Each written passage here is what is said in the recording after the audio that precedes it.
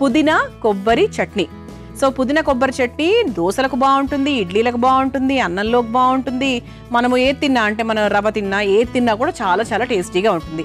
మరి ముందుగా తయారు చేసుకోవడానికి కావాల్సిన పదార్థాలు ఏంటో చూసేద్దాం. పుదీనా కొబ్బరి చట్నీ తయారు చేసుకోవడానికి కావాల్సిన పదార్థాలు: నూనె 4 టేబుల్ స్పూన్లు, ఎండుమిరపకాయలు 5, మినప్పప్పు 2 టేబుల్ స్పూన్లు, పచ్చిశనగపప్పు 2 టేబుల్ స్పూన్లు, ధనియాలు 1 టేబుల్ స్పూన్, జీలకర్ర 2 టేబుల్ స్పూన్లు, పచ్చి కొబ్బరి ముక్కలు 1 కప్పు, పుదీనా 1 కప్పు, ఉప్పు తగినంత, చింతపండు గుజ్జు 1 టేబుల్ స్పూన్, పోపు దినుసులు 1 టేబుల్ స్పూన్, కరివేపాకు కొద్దిగా. పుదీనా కొబ్బరి చట్నీ తయారు చేసుకోవడానికి కావాల్సిన పదార్థాలన్నీ కూడా రెడీగా ఉన్నాయి.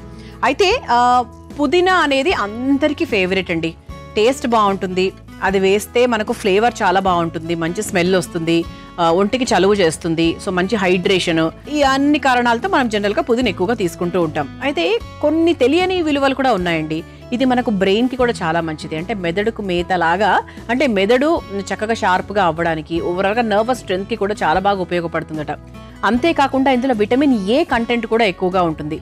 అలాగే ఏంటి అంటే మనకు పుదీనా ఆకుల్ని మామూలుగా సాధారణంగా జలుబు అది చేసినప్పుడు నీళ్లలో వేసి పీల్చుకుంటే కూడా అంటే ఊపిరితిత్తులకు సంబంధించి ఇబ్బందులు ఏమైనా ఉంటే చాలా వరకు తొలగిపోతాయంట. అంతేకాకుండా ఇక డైజెషన్ పరంగా చూసుకుంటే పుదీనా వేయడం వల్ల డైజెషన్ పర్ఫెక్ట్గా అవుతుంది. తర్వాత కొంతమందికి కడుపులో వికారము, అజీర్తి ఇటువంటి ఇబ్బందులు ఏమైనా ఉన్నా కూడా పుదీనా తీసుకోవడం వల్ల మనకు చాలా వరకు కవర్ అవుతుందన్నమాట. వెయిట్ మేనేజ్మెంట్కి కూడా చాలా బాగా పనిచేస్తుంది. అలా ఈరోజు పుదీనా అలాగే పచ్చి కొబ్బరి. ఇక పచ్చి కొబ్బరి గురించి మనము చాలా ఎపిసోడ్స్లో కూడా మాట్లాడుకున్నాము. హార్ట్ హెల్త్కి చాలా మంచిది, జుట్టుకు స్కిన్కి కూడా చాలా మంచిది, యాంటీ ఆక్సిడెంట్స్ ఎక్కువగా ఉంటాయి, డైజెషన్ పరంగా చాలా మంచిది. ఇందులో మనకు స్టార్చ్ ఎక్కువగా ఉంటుందట. పచ్చి కొబ్బరిలో స్టార్చ్ ఎక్కువగా ఉండడం వల్ల ఏంటి అంటే మనకు ఒంట్లో ఉండే క్యాలరీ బర్నింగ్ అనేది చాలా బాగా అవుతుంది.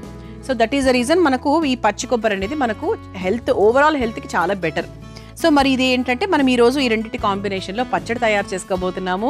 అసలు అంటే ఎప్పుడెప్పుడు చెయ్యాలా, ఎప్పుడెప్పుడు తినాలా అని నేను ఎదురు చూస్తున్నా. అయితే ఫస్ట్ మనం ఏం చేద్దామంటే ఒక చిన్న వేయించుకునే ప్రాసెస్ చేద్దామండి. ముందుగా స్టవ్ వెలిగించేసుకుందాం. కొత్త వంట కాకపోయి ఉండొచ్చు, బికాస్ ఎందుకంటే చాలా మందికి తెలిసే ఉండొచ్చు. పుదీనా టొమాటో కాంబినేషన్ కొంతమంది చేస్తారు, తర్వాత కొబ్బరి టమాటా కాంబినేషన్ చేస్తారు, పుదీనా కొబ్బరి కూడా చేస్తారు. ఎస్, సో ఇదేమి ఈరోజు మేము కొత్తగా మన అమృతమే ఇంట్రడ్యూస్ చేస్తోంది అని మాత్రం నేను చెప్పను. కానీ రాని వాళ్ళైతే 100% నేర్చుకోండి. ఓకే, ఎందుకంటే ఇక్కడ మనకి వంట కన్నా కూడా అండి, వంట చేసేటప్పుడు మనం ఉపయోగించేటువంటి పదార్థాల విలువలు చెప్పడం అనేది మనకి ముఖ్యమైన ఒక మోటో.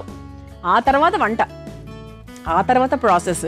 సో పుదీనా గురించి మీ అందరు తెలుసుకోవాల్సినటువంటి విషయాలు అన్నమాట ఇవన్నీ. ఓకే, సో ముందుగా ఇది మనం డ్రైగానే రోస్ట్ చేస్తున్నామండి, నూనె ఏం వేయట్లేదు. సో డ్రై రోస్టే చేస్తున్నాము. సో ఫస్ట్ మనం శనగపప్పు వేసేసుకుందాం, కొన్ని పోపు కుంచుకొని కొన్ని వేసేసుకుందాం. ఆ తర్వాత మినప్పప్పు, ఇది ఒకసారి వేయించేసుకుందాం.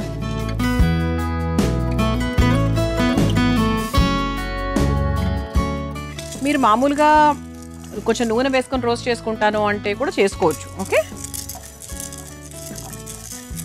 నేను మాత్రం నూనె లేకుండానే చేస్తున్నాను.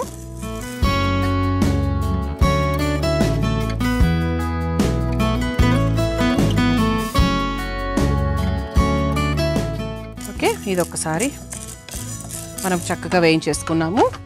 ఇప్పుడు ఇందులో కాస్త జీలకర్ర కూడా వేసుకుందాం. ఆ తర్వాత కాస్త ధనియాలు మరీ ఎక్కువ అక్కర్లేదండి, అంటే దాంట్లో సగభాగం వేసుకుంటే సరిపోతుంది. ఒకసారి వేయించేసుకుందాం. ఆ తర్వాత ఎండుమిరపకాయలు, ఇది కూడా ఒక్కసారి వేయించేసుకుందాం. సో ఇలా చక్కగా వేగిపోయాయి కాబట్టి దీన్ని ఒక బౌల్లోకి తీసేసుకుందామండి. అంటే ఇవి మాత్రమే డ్రై రోస్ట్, తర్వాత ఏం వేస్తారో చెప్తాను.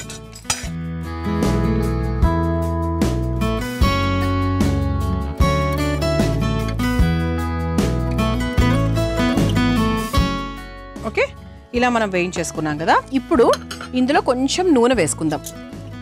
ఇది దేనికి అంటే పచ్చి కొబ్బరి అలాగే పుదీనా మనం రోస్ట్ చేసుకోవడానికి.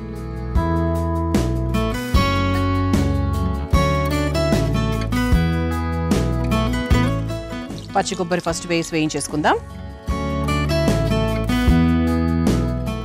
మనం పచ్చి కొబ్బరి వేయించుకోక డైరెక్ట్గా రుబ్బుకునేటప్పుడు కూడా వేసుకోవచ్చు. ఒక మారు వేయించుకున్నా కూడా ఇబ్బంది ఏం లేదు.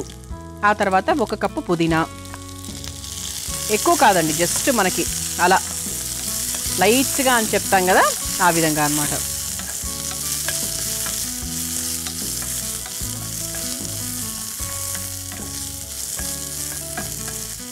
అంతేనండి, సరిపోతుంది.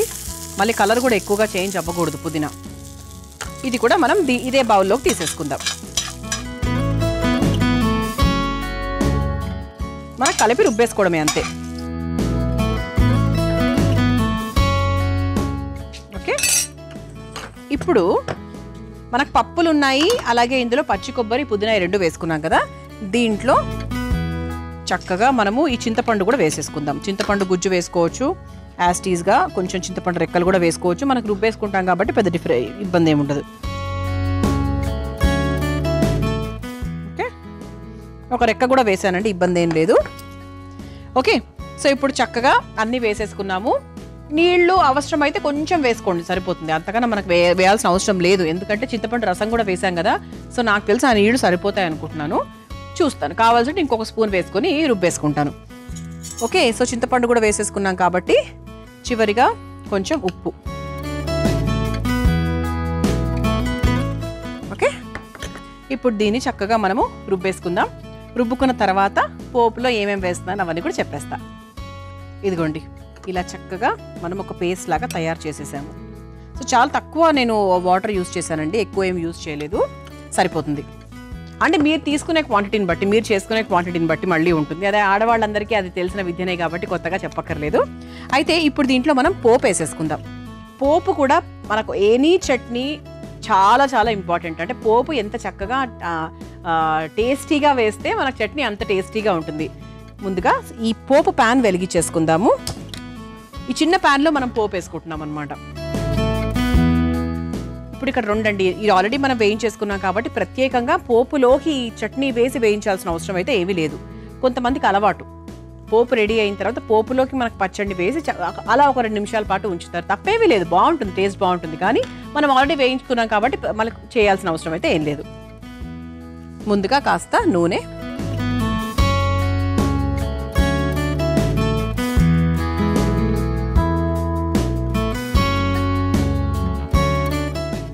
వేసేసుకున్నాము. ఆ తర్వాత మనం పోపు దినుసులు వేసేసుకుందాం.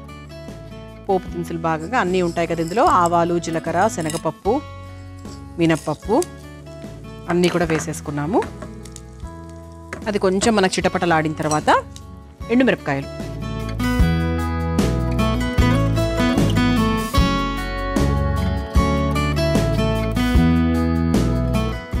కరివేపాకు,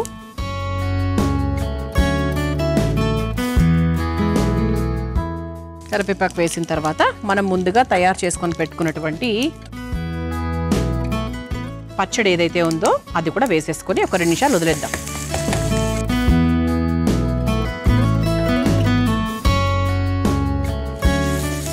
అంటే దీనికి కూడా చక్కగా నూనె పడుతుంది అని అనుకుంటాం కదా, సో అందుకు పోపు వేసేస్తామన్నమాట. మీరు డైరెక్ట్గా పోపు దీని మీద కూడా వేసేసుకోవచ్చు. ఇది మళ్ళీ ఎవరెవరి ఇష్టాలు బట్టి ఉంటుంది. చక్కగా కలిపేసుకున్నాము. స్టవ్ కూడా ఆఫ్ చేసేసానండి, సరిపోతుంది. ఓకే, ఇప్పుడు దీన్ని మనము ఒక సర్వింగ్ బౌల్లోకి తీసేసుకుందాం.